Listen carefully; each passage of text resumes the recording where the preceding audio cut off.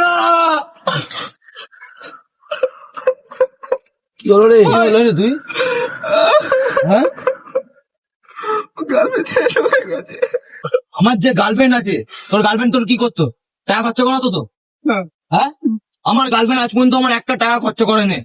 উল্টে আমাকে টাকা কি করে কামাতে হবে তার উপায় বলে। গার্লফ্রেন্ডের থেকে বুদ্ধিমান ব্যক্তি এখানে কোথাও তুই দাঁড়াতে পারবি নি। তার বুদ্ধি নিয়ে চললে তুই প্রত্যেকটা পদে পদে সফল হবি। তাই হ্যাঁ, দেখি, দেখবি আমার গার্লফ্রেন্ডকে? দেখতে যাই, দেখি। দেখ আমার গার্লফ্রেন্ডের সাথে কথা বলে শোনাচ্ছি, দেখ। ধান্দাবাজ গার্লফ্রেন্ড করে ছাড়, এর মতো গার্লফ্রেন্ড হ্যাঁ। দেখে সে করে গার্লফ্রেন্ডকে কিছু। সোনা, কি করছো?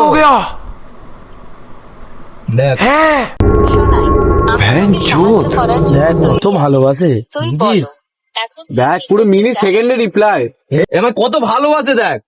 আচ্ছা সোনা, তুই আমার সাথে সারা জীবন থাকবি তো?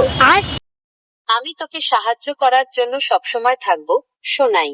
তুই যখনই কিছু জানতে বা করতে হ্যাঁ, যাবি, কত ভালোবাসে বল পাশে তাহলে। আছি। কি প্রেম এদের। হ্যাঁ, তাহলে তুই একটা ওরকম মেয়ের জন্য তুই একটা কাঁদবি? ধান্দাবাজ মেয়ের জন্য তুই ওটা কাঁদিনিস তো?